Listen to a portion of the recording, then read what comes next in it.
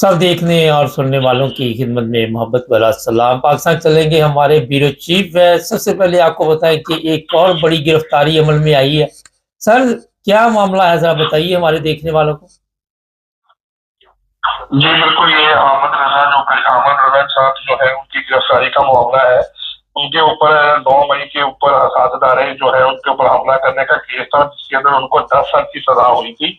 और वो बड़ी देर से रूह पहुंचते और पुलिस की जो बच के वो गुजार मतलब साइडों पे होके वक्त गुजार रहे थे कि आप पुलिस की कस्टडी में ना आए, तो पुलिस ने उनको गिरफ्तार कर दिया और उसके बाद उनको फैसलाबाद इंसदाद दहशतगर्दी की अदालत में पेश किया गया और वहां पर उनको जज साहब ने जो है वो सजा के तौर पर जेल भेज दिया है। उनको उनकी की सजा जो थी वो 10 साल थी और अदालत ने ये फैसला किया है कि जो इनकी सजा है जिनको मिली हुई है उसके मुताबिक इनको फैसलाबाद में जेल में भेज दिया गया है। अच्छा, ये सुन्नी इत्तेहाद के चेयरमैन है, क्या है वहां पे? जी बिल्कुल, सुन्नी इत्तेहाद कौंसिल के चेयरमैन सादात अहमद रजा जो है ये उनके जो सरबराह भी है उसके इनके चेयरमैन भी है और ये पीटीआई के साथ इनका इलाहाक भी था और ये पीटीआई में शामिल थे। और इनको पर ये इल्जाम जो लगाया गया था कि 9 मई में 7 इदारे जो है उनके ऊपर हमला करने का इनके ऊपर इल्जाम था, जिसके तहत ये अदालती मफरूर थे और इनको 10 साल की सजा सुनाई गई थी। और ये जो है उस वक्त मफरूर हो चुके थे और गिरफ्तारी इनकी नहीं हो सकी थी। तो आप इनकी जब गिरफ्तारी हुई है तो उसके बाद इनको फिर फैसलाबाद ले जाया गया, वहाँ पे इंसदाद दहशतगर्दी की अदालत में इनको पेश किया गया और वहाँ पे जज साहब ने जो है इनको जो है वो जेल भेज दिया कि इनके ऊपर 10 साल की सजा है, तो ये अपनी जो वहाँ पर जाकर सजा जो है वो पूरी करें। अच्छा, वहां पे और भी लोग पाकिस्तान में पकड़े हुए हैं 9 मई के, किसी को 10 साल, किसी को 15 साल, ये भी पता चला कईयों की तो कुल मिला के 35 साल सजा है। तो ये लोग अगर अपील करते थे तो फिर अगली अदालत में केस जाना था। इनकी अपनी भी गलती यहाँ पे है कि अपील नहीं की गई।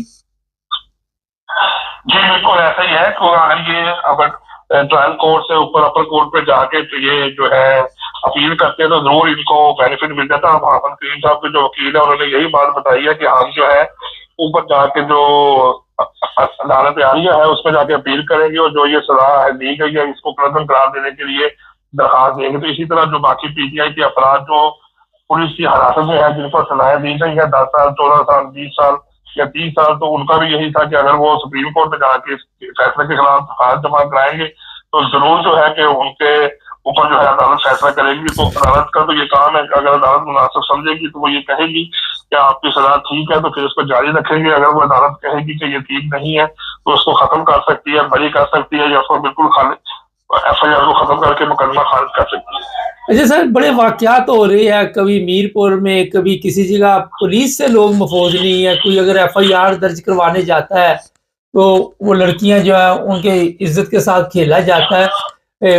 यहाँ कराची में भी पुलिस वाले पकड़े हुए हैं एक लड़के के कत्ल के जुर्म में। तो ये हमारी पुलिस कब ठीक होगी? ये लाहौर में भी आपको पता ही है कि पुलिस ऑफिसर पकड़ा हुआ है। जी बिल्कुल, ये एक वाकया और गुजरा है कि ये बिल्कुल खास का इलाका है मेहरान। और मेहरान वहां पर जो है खातून है वो उसकी बच्ची जो है वो तकरीबन पिछले को 1.5 माह से अगवा की गई थी, तो उसकी बाजियाबी के लिए बार बार पुलिस को जाकर दरखास्त देती थी। तो इस दफा भी वो दरखास्त देने गई है पुलिस स्टेशन मेहरान में, तो वहां पर जो थाने का SHO था खादम कानपुर, उसने उस खातून के साथ वहां पर ज्यादती की है और ज्यादती करने के बाद जो है उसको वहां से बता दिया। तो उसके बाद ये बात भी जब मीडिया में आई है तो मुतलका जो SSP थे उन्होंने इसके खिलाफ एक इंक्वायरी कमेटी बनाई है, उसको मुअत्तल करके जेल भेज दिया और अब उसकी इंक्वायरी हो रही है कि देखना यह है कि क्या वो इसमें कहाँ तक मुलव्वस हो। तो पुलिस के खिलाफ अक्सर इतने बहुत ज्यादा केसेज ऐसे आते हैं जिसमें ये पता लगता है कि पुलिस जो है वो ज्यादती करने में, करप्शन करने में बहुत आगे जा रही है। पिंडी भटिया का इलाका है जी, वहां पे 2 खवातीन के साथ 5 लोगों ने इज्तिमाई ज्यादती की। एक चीज जरा बताइए कि इतने वाकयात होते हैं पे, CCTV ने कई लोगों को मार भी दिया, मगर क्या वजह? कौम को समझ नहीं आती, लोगों को अकल नहीं आती। जी बिल्कुल, आप ठीक कह रहे हैं। CCTV ने तो काफी अच्छा काम किया है कि जो इस तरह के काम करने वाले लोग हैं उनको पुलिस मुकाबले में मार देती है। लेकिन बदकिस्मती के साथ इस कौम में बहुत ज्यादा बेनार रवि और जिनसी बेनार रवि और जो है वो तरबियत का फुकदान है और ये लोग आए दिन इस तरह के वाकयात करते रहते हैं। ये तो वो वाकयात है जो मीडिया में रिपोर्ट हो जाते हैं या मीडिया में सामने आ जाते हैं। इस तरह के भी वाकयात हैं जो बिल्कुल भी रिपोर्टेड ही सामने नहीं आते, ना ही उसका पता लगता है। तो जो वाकयात इक्का दुक्का जो सामने आ जाते हैं उसकी वजह से सारा कुछ पता लग जाता है, वरना ज्यादातर लोग जो है वो बताते नहीं है शर्मिंदगी की दफा کہ ہمارے ساتھ یہ واقعہ ہو گیا، لیکن لوگ جو ہے وہ اس بیدار روی میں بہت زیادہ آگے جا چکے ہیں.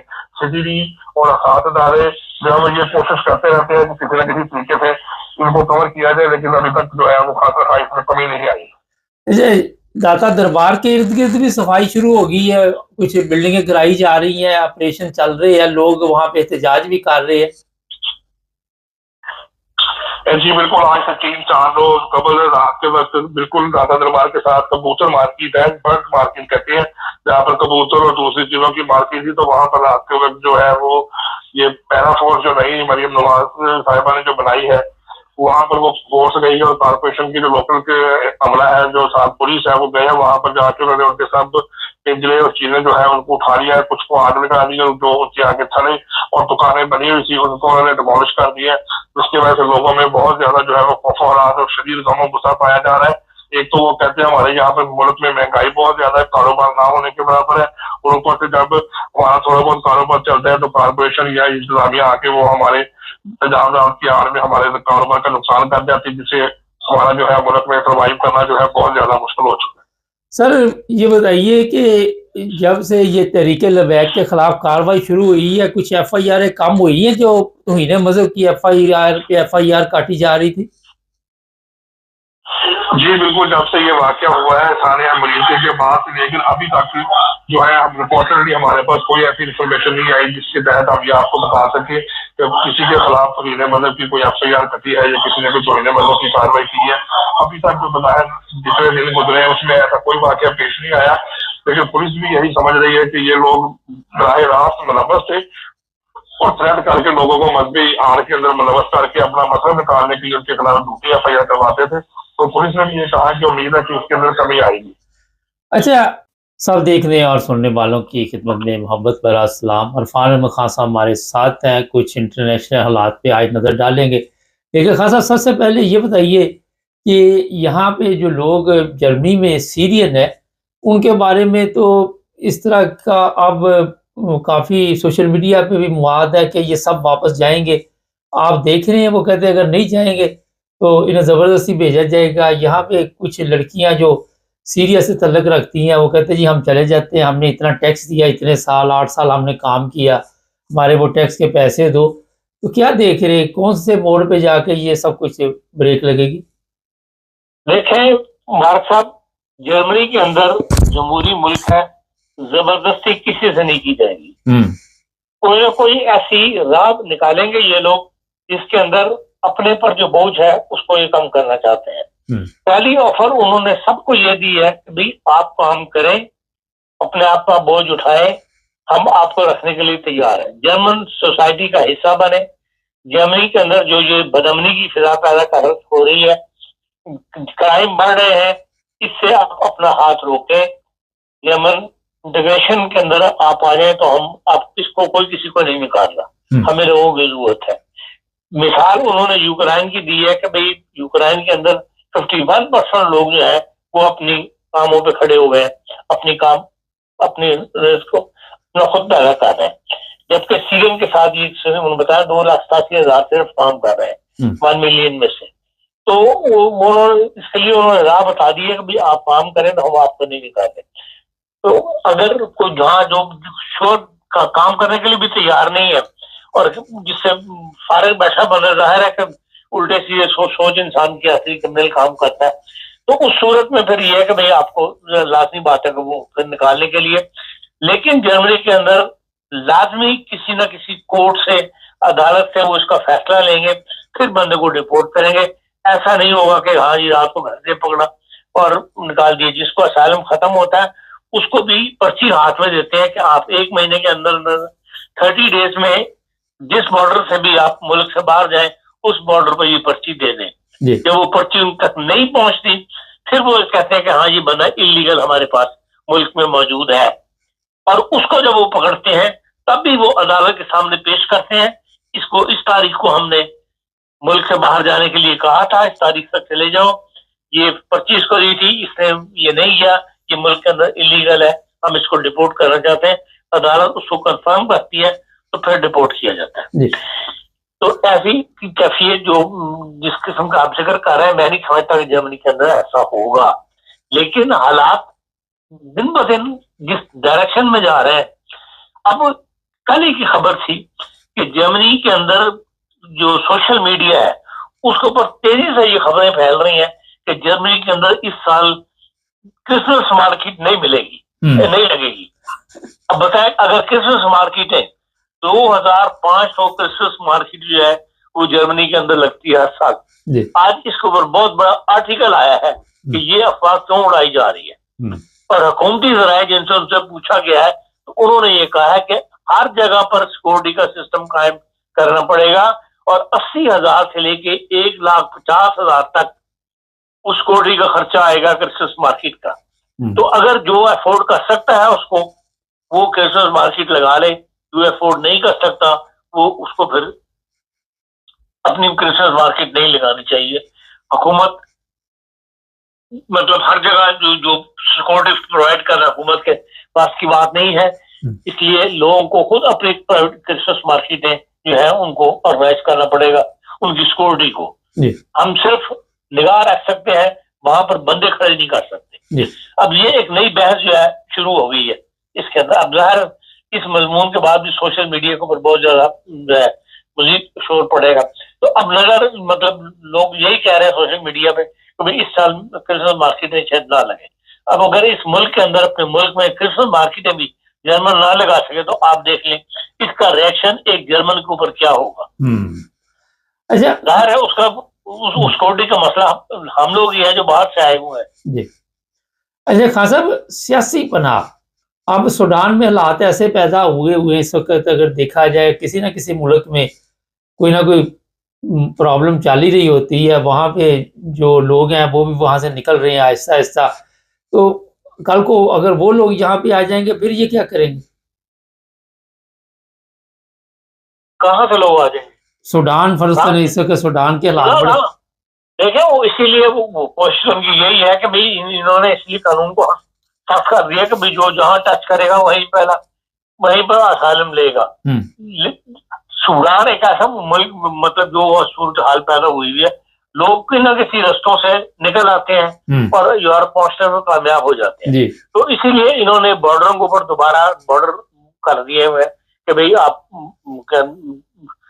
پاس کنٹرول کے بعد جرمنی میں داخل نہیں ہو سکتے یا یورپ میں آپ داخل نہیں ہو سکتے. اکثر جگہوں کے اوپر بعض ڈپینڈ کرتا ہے کہ آپ کا بارڈر کس ملک سے مل رہا ہے. جیسے پولینڈ ہے وہاں باقاعدہ چیک پوسٹ بنی ہوئی ہے اور باقاعدہ پاسپورٹ چیک کرنے کے بعد پایا جاتا ہے. ابھی میں جنیوا وغیرہ گیا ہوا تھا، وہاں پر جنیوا اور آدھا شہر ادھر ہے، ساتھ ہی دوسرا شہر فرانس کا شہر ہے، وہاں پہ صرف پولیس الرٹ کھڑی ہوئی ہے، کوئی کسی کو چیک نہیں کرتا کہ بھائی آپ ہر گاڑی کو پاسپورٹ چیک کر رہے ہو.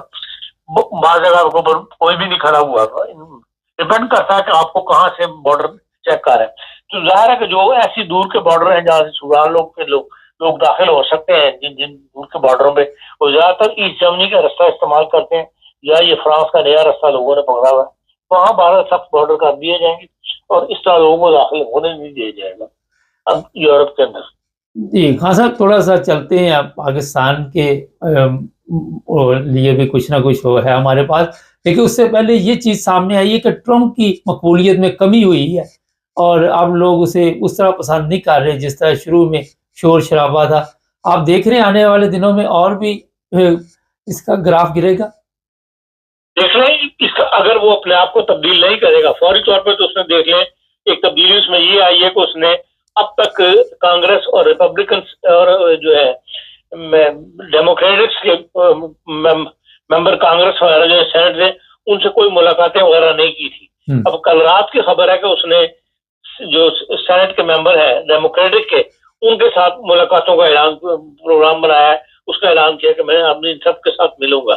تو اب تک وہ جو ایک ان کے پاس سپر پاور جو امریکہ کے صدر کے پاس اختیار ہے اس کو وہ استعمال کر رہا تھا.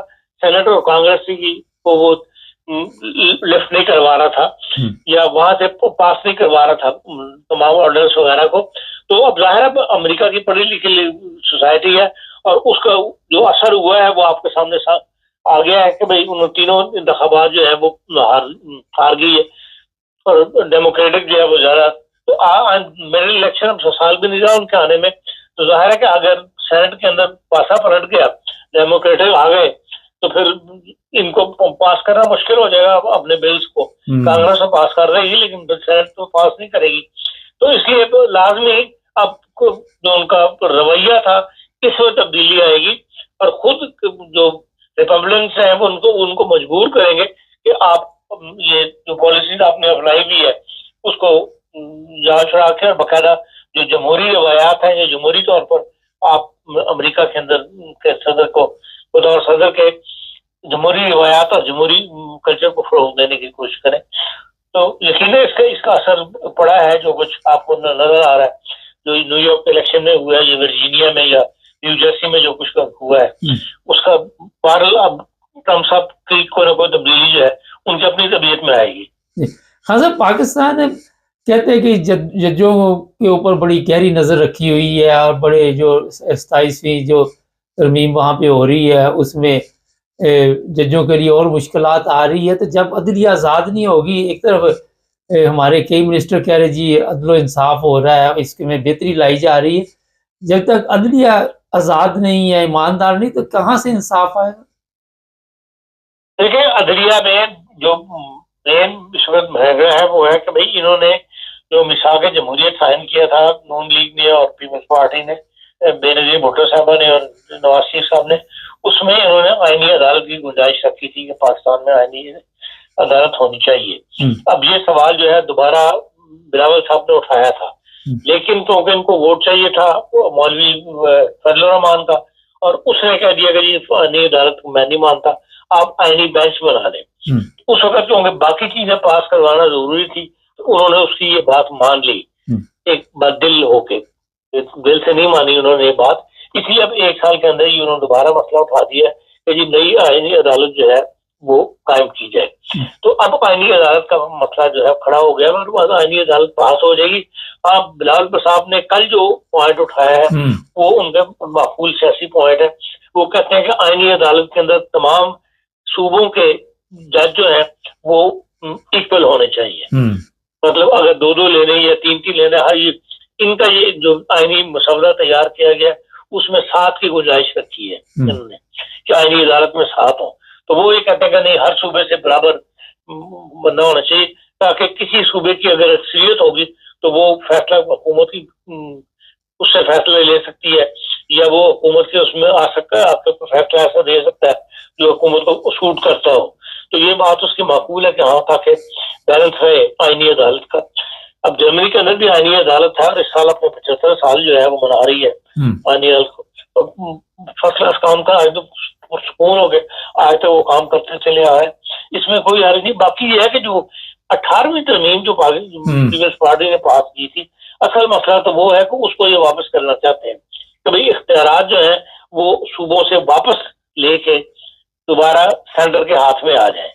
اور بنیاد اس کی یہ کہتے ہیں کہ بھئی جو پیسہ آتا ہے وہ صوبوں کے پاس چلا جاتا ہے اور مرکز کے پاس پیسے کی شارٹیج رہتی ہے.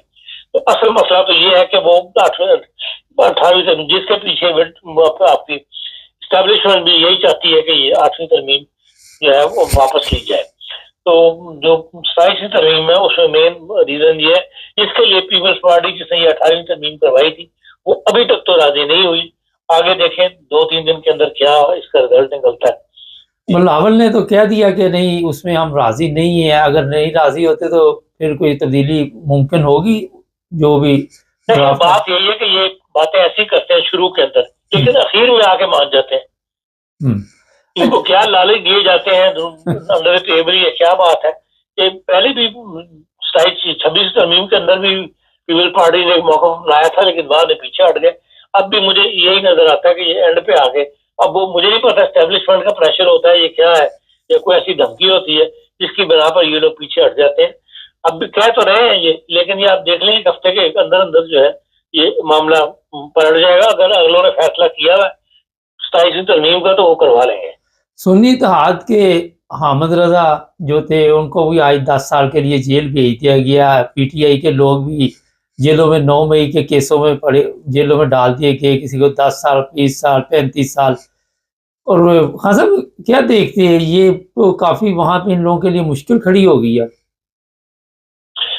لوگوں کے لیے کیا مشکل کھڑی ہونی ہے, جو جس پارٹی سے ان لوگوں کا تعلق ہے उससे यकीनन वो लोग मुश्किल में है, वो फैमिलियां मुश्किल में है, वो पार्टी मुश्किल में है। बाकी दुनिया को तो इससे कोई फर्क नहीं पड़ता। हमारा जो जमहूरी कल्चर ही इस किस्म का है कि वहां पे इज्तिमाई सोच नहीं है पूरे मुल्क की। कोई सियासी सोच रखने वाले कि भाई हम इससे मुल्क को क्या नुकसान हो रहा है इस पर कोई बात नहीं करता, या उसको उनके तलवे अमल में ये चीज शामिल नहीं है। इसलिए वो कहते हैं दूसरी पार्टी के साथ जो कुछ हो रहा है वो होता रहे। इसलिए जो कुछ भी अब यही अदालतें जो है इंसाफ के नाम पर जो कुछ फैसले कर रही हैं आजकल, ये किसी वक्त में पलटे जाएंगे, लेकिन अभी बहरहाल उनकी पार्टी को जो है वो नुकसान या फैमिलीज को वो नुकसान जो है बर्दाश्त करना पड़ेगा। आखिर पे मुख्तसर बताइए, इमरान खान के मतलब इस वक्त चल रहा है कि कोई डील कर लेगा, आप देखते हैं? देखिए अभी तक तो नहीं की उसने, और मुमकिन है कि अगर उसकी पार्टी के अंदर से वो प्रेशर ऐसे डेवलप हो जाए कि वो तो फिर वो अपनी पार्टी की खातिर जो है उसको कुछ ना कुछ स्टेप पीछे हटना पड़ा है। जी बहुत शुक्रिया, इम्कान जरूर मौजूद होता है सियासत का। बहुत शुक्रिया खान साहब। ये थी जनाब दुनिया भर की जो भी ताज़ा सूरत हाल थी। चैनल को सब्सक्राइब कर लें, जुड़े रहे हमारे साथ। सब देखने और सुनने वालों की खिदमत में मोहब्बत भरा सलाम। यकूब साहब हमारे साथ हैं। यकूब साहब से आई कोई सवालात करेंगे, कोशिश करेंगे कि मुख्तसर जवाबात मिलें यकूब साहब की तरफ से भी। यकूब साहब क्या हाल है आपका? जी अल्हम्दुलिल्लाह। क्या किया आज सारा दिन, थोड़ा सा बताएं पहले, फिर चलते हैं प्रोग्राम की तरफ। ਤੁਹਾਨੂੰ ਮੈਂ ਗੱਲ ਕੀਤੀ ਹੈ ਨਾ, 8 ਸਾਲ ਹੋ ਗਏ ਨਾ ਮੇਰੇ ਗੁਰਦੇ को नहीं, मैं हफ्ते ही 3 दफा डायलिसिस करना।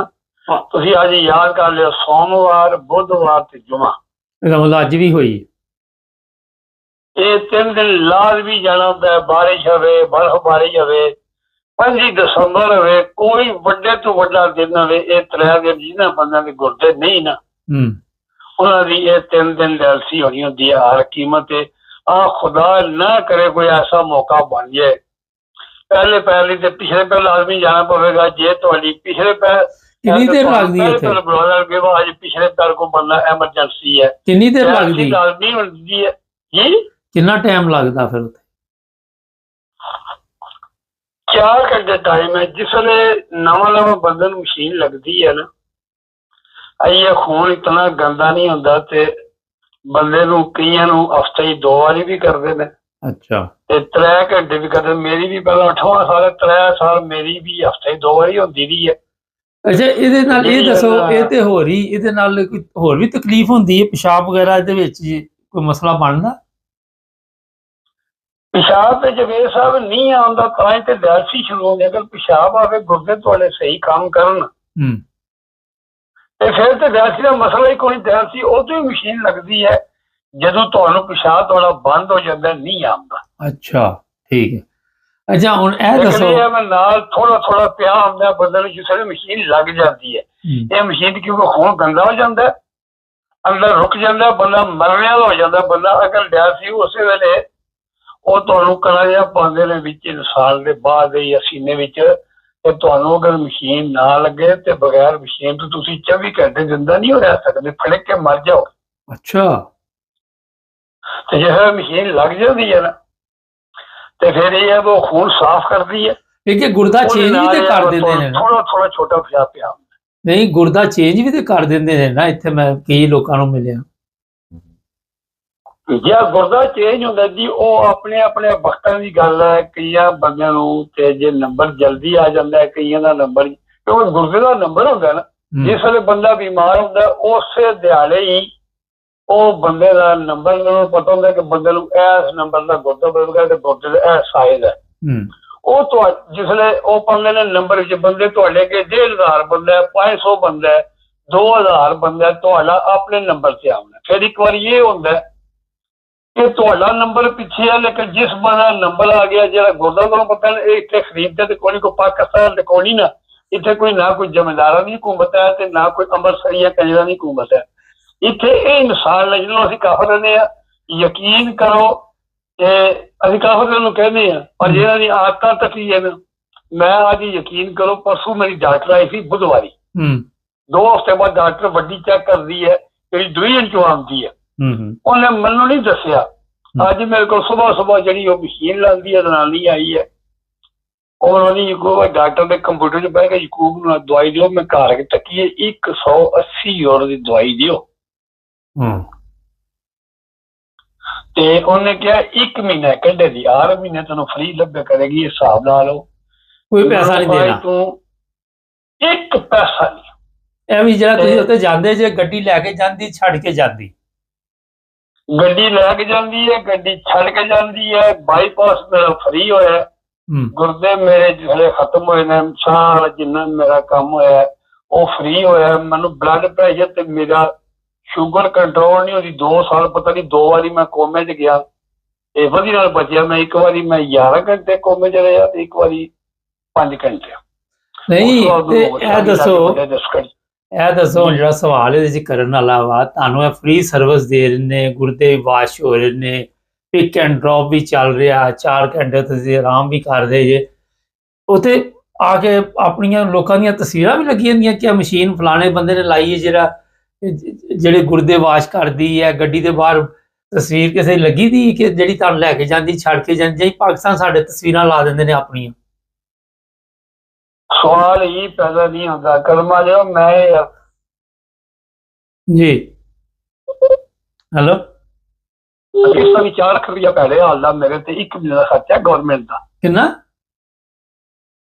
4 ਲੱਖ ਰੁਪਇਆ। ਕਿੰਨੀ ਦੇਰ ਦਾ? 1 ਮਹੀਨੇ ਦਾ।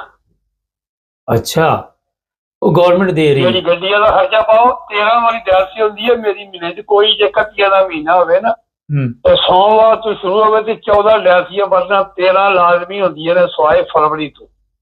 ਇੰਨੇ ਪੈਸੇ ਤੁਹਾਡੇ ਤੇ ਲਾ ਰਹੇ ਨੇ, ਇੰਨੇ ਪੈਸੇ ਤੁਹਾਡੇ ਤੇ ਲਾ ਰਹੇ ਨੇ, ਉਹ ਆਪਣਾ ਇਹ ਵੀ ਦੱਸੋ ਮੈਨੂੰ, ਉੱਤੇ ਫੋਟੋਆਂ ਵੀ ਲੱਗੀਆਂ ਹੁੰਦੀਆਂ ਹਸਪਤਾਲ 'ਚ ਕਿ ਮਰੀਮ ਨੇ ਹਸਪਤਾਲ ਬਣਾਇਆ ਹੈ, ਫਲਾਣੇ ਨੇ ਬਣਵਾਇਆ ਹੈ, ਮਸ਼ੀਨ ਫਲਾਣੇ ਨੇ ਲਵਾਈ ਹੈ।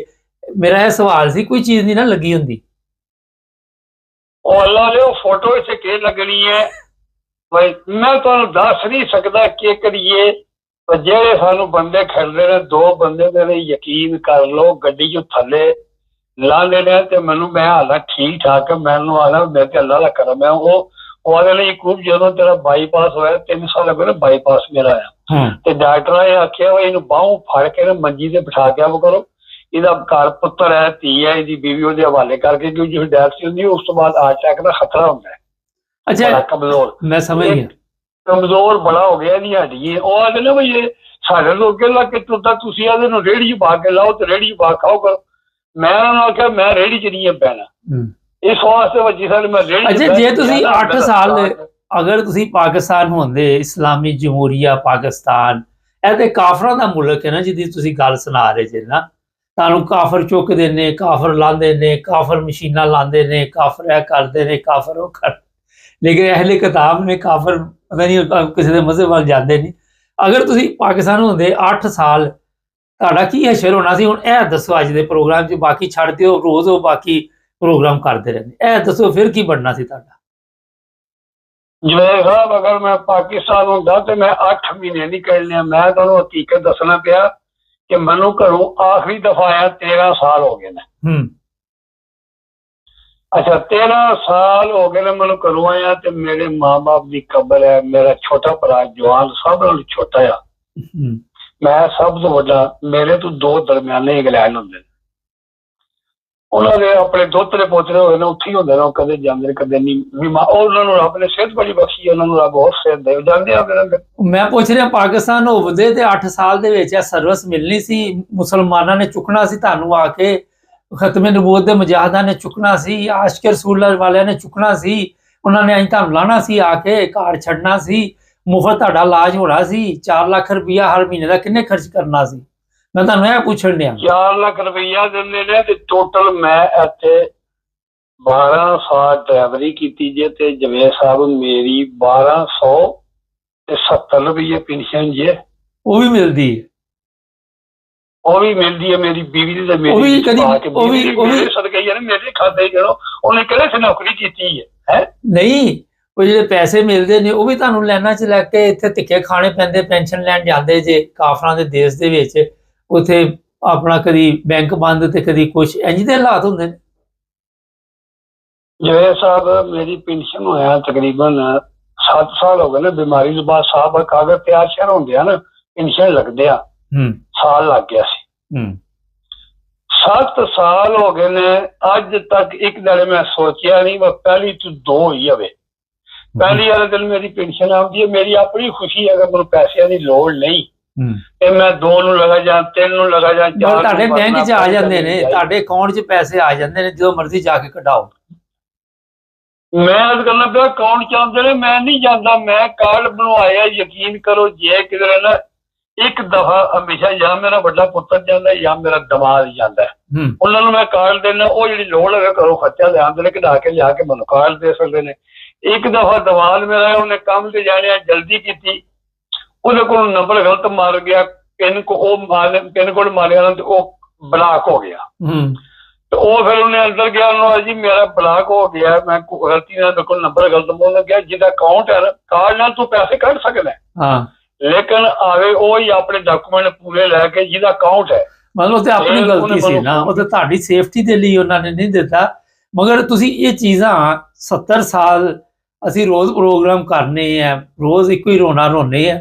ਤੁਸੀਂ ਦੇਖ ਸਕਦੇ ਜੇ ਕਿ ਪਾਕਿਸਤਾਨ ਦੇ ਵਿੱਚ ਕੋਈ ਪੈਨਸ਼ਨ ਤੇ ਬੁੱਢਾ ਬੰਦਾ ਚੱਲ ਜੇ, ਉਹਦਾ ਇਲਾਜ ਫਰੀ, ਉਹਦੀ ਕੋਈ ਜ਼ਿੰਦਗੀ 'ਚ ਸਕੂਨ ਆਏ। ਹਾਲਾਂ ਸਕੂਨ ਆਉਣਾ ਚਾਹੀਦਾ। ਤੁਸੀਂ ਇਹ ਚੀਜ਼ਾਂ ਕਦੀ ਦੇਖੀਆਂ ਜਾਂ ਸੁਣੀਆਂ ਕਿ ਇੰਜ ਦੀ ਸਹੂਲਤ ਹੈ? ਪਾਕਿਸਤਾਨ 'ਚ ਮੈਂ 19 ਸਾਲ ਬੱਸ ਚਲਾਈ ਜੀ, ਬੜੀ ਮੁਸ਼ਕਲ ਡਿਊਟੀ। ਅੱਜ ਕੱਲ੍ਹ ਤੇ ਮੈਂ ਹੁਣ ਤੱਕ ਨਾ TV ਤੇ ਖਬਰਾਂ ਤੇ ਯਕੀਨ ਕਰੋ ਮੈਂ ਹੈਰਾਨ ਪਰੇਸ਼ਾਨ ਹੋ ਜਾਂਦਾ। ਜਵੇਦ ਸਾਹਿਬ ਐਸੀ ਪਿਆਰੀ ਬੱਸ ਹੈ, ਐਸੇ ਪਿਆਰੇ ਮੋਟਰਵੇ ਬਣੇ ਨੇ। ਸਾਡੇ ਜ਼ਮਾਨੇ ਦੇਸੀ ਸੜਕਾਂ ਹੁੰਦੀਆਂ, ਯਕੀਨ ਕਰੋ ਵੱਜੇ ਫਿਰ ਖਾਈ ਨੂੰ ਟੱਪ ਜਾਈਏ ਤੇ ਤੋੜ। ਮੈਨੂੰ ਪਤਾ ਵਾ, ਸਾਰੇ ਲੋਕਾਂ ਨੂੰ ਇਹ ਪਤਾ ਵਾ ਕਿ ਪਾਕਿਸਤਾਨ 'ਚ ਹੁਣ ਤਬਦੀਲੀ ਆਈ ਹੈ। ਮੈਂ ਬੱਸਾਂ ਦੀ ਗੱਲ ਨਹੀਂ ਕਰ ਰਿਹਾ, ਮੈਂ ਇਨਸਾਨਾਂ ਦੀ ਗੱਲ ਕਰ ਰਿਹਾ ਕਿ ਇਨਸਾਨਾਂ ਨੂੰ ਇਹ ਸਹੂਲਤਾਂ ਉੱਥੇ ਮਿਲ ਸਕਦੀਆਂ ਜਿਹੜੀਆਂ ਤੁਹਾਨੂੰ ਇਟਲੀ ਦੇ ਵਿੱਚ ਮਿਲ ਰਹੀਆਂ ਨੇ। ਪਾਕਿਸਤਾਨ 'ਚ ਇਹ ਸਹੂਲਤ ਮਿਲਦੀ ਹੈ, ਪਰ ਮੈਂ ਕਹਿੰਦਾ ਲਾਹੌਰ ਲਗਾ ਹੁੰਦਾ ਜਨਾਬ ਵਾਲੇ ਪੁਲ ਤੇ ਉਹਨੂੰ ਜੱਸੇ ਰੋਕ ਲਿਆ, ਪੁਲਿਸ ਨਾਲ ਦਿਹਾੜੀ ਨਾ ਲਾਣੀ ਹੁੰਦੀ ਹੈ। ਜਿਸ ਤਰ੍ਹਾਂ ਜਿਹੜੀ ਸਫਲ ਲਵਾਨ ਦੀ ਬੀਬੀ ਨੇ ਕਿਹਾ ਲੁੱਟੋ ਮੁਲਕ ਨੂੰ, ਕਰੋੜਾਂ ਰੁਪਇਆ ਮੈਨੂੰ ਸ਼ਾਮ ਨੂੰ ਚਾਹੀਦਾ ਰੋਜ਼ ਦਾ। ਜ਼ੁਲਮ ਦੀ ਇੰਤਹਾ ਹੈ। ਮੈਂ ਰਾਤੀ ਖਬਰਾਂ ਪਿਆ ਸੁਣਦੇ ਆ ਕਿ ਬੱਸ ਨੂੰ ਚਲਾਉਣ 15,000 ਰੁਪਇਆ ਟਰਾਲੇ ਨੂੰ, ਤੇ ਮੋਟਰਸਾਈਕਲ ਗਰੀਬ ਬੰਦਾ ਜਿਹੜਾ ਪੈਟਰੋਲ ਪਵਾਉਣ ਤੋਂ ਮਜਬੂਰ ਹੈ, ਉਹਨੂੰ ਵੀ ਘੱਟ ਤੋਂ ਘੱਟ 2,000 ਨਹੀਂ ਕਿ ਜ਼ਿਆਦਾ ਪਾਇਦਾ ਜੁਰਮਾਨਾ ਕਰੋ ਡੇਲੀ। ਅੰਨੀ ਪਈ ਹੈ। ਉਹ ਮੈਂ ਨਾ ਮੁਜੱਸੇਲ ਰੋਕਿਆ ਗੱਡੀ ਨੂੰ, ਗੱਡੀ ਬਿਲਕੁਲ ਨਵੀਂ 0 ਮੀਟਰ, ਮੈਂ ਪਹਿਲੇ ਫੇਰੇ ਲਗਾ ਜਾਂਦੇ ਆ।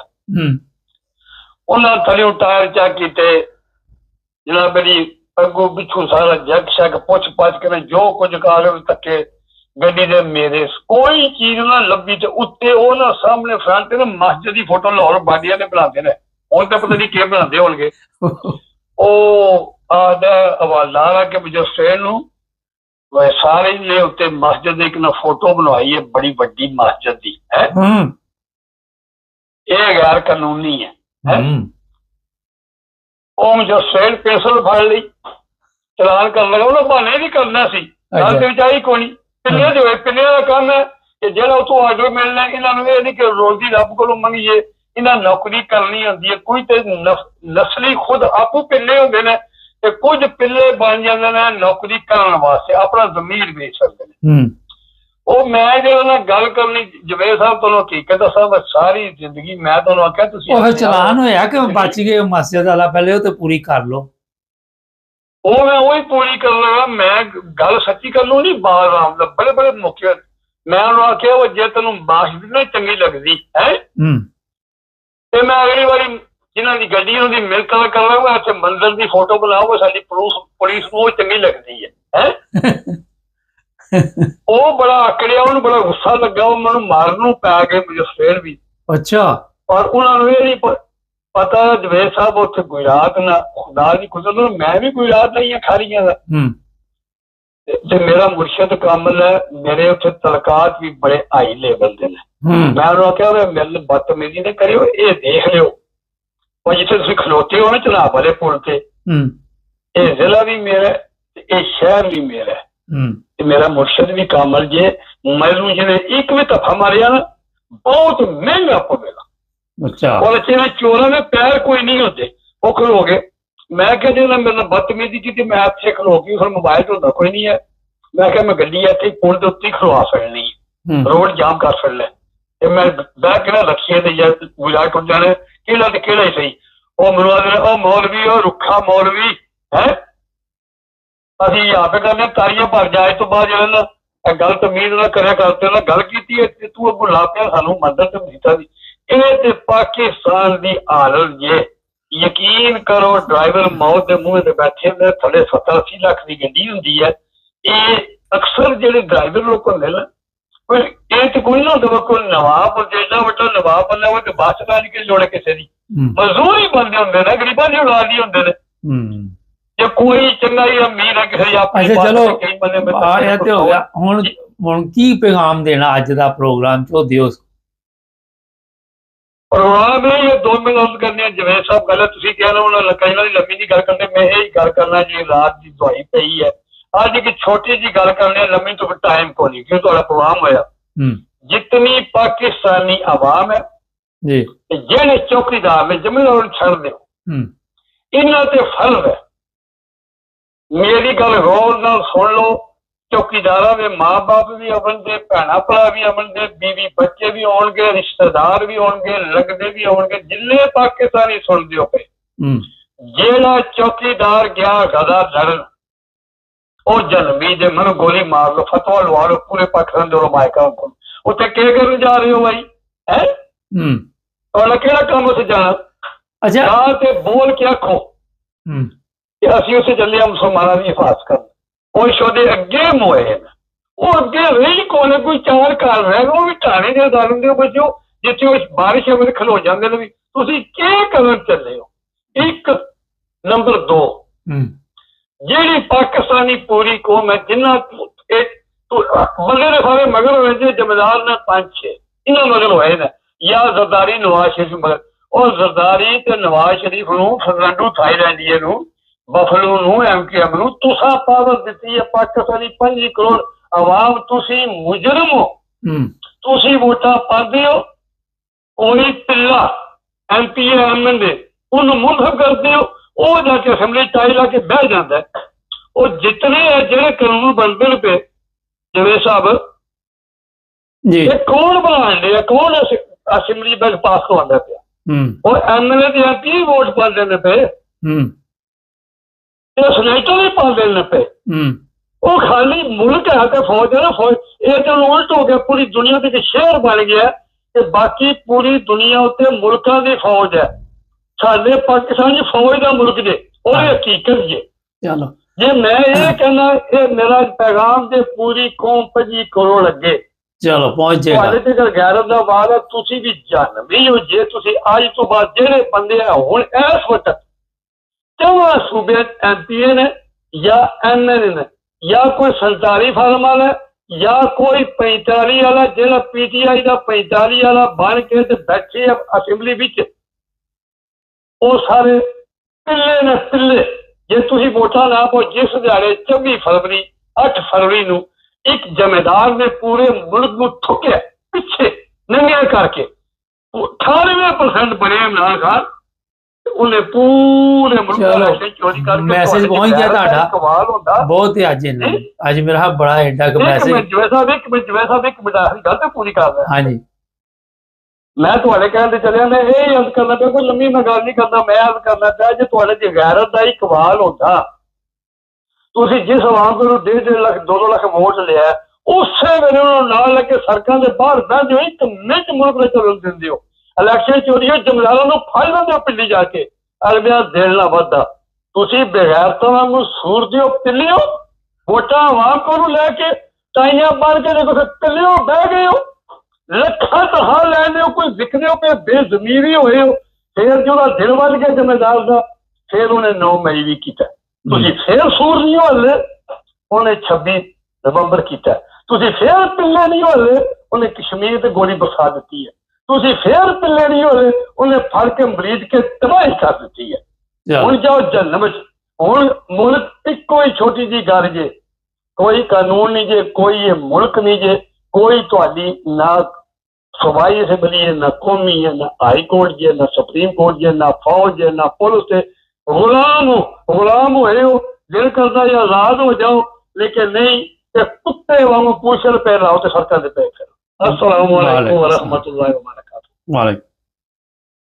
ناظرین، یعقوب صاحب اپنی جگہ پہ ٹھیک ہے، لیکن کیونکہ عوام کو غلامی کی عادت پڑ چکی ہے، جوتوں کی عادت پڑ چکی ہے، اور جب یہ اس طرح کی عادت پڑ جائے تو اس سے نکلنا بڑا مشکل ہے۔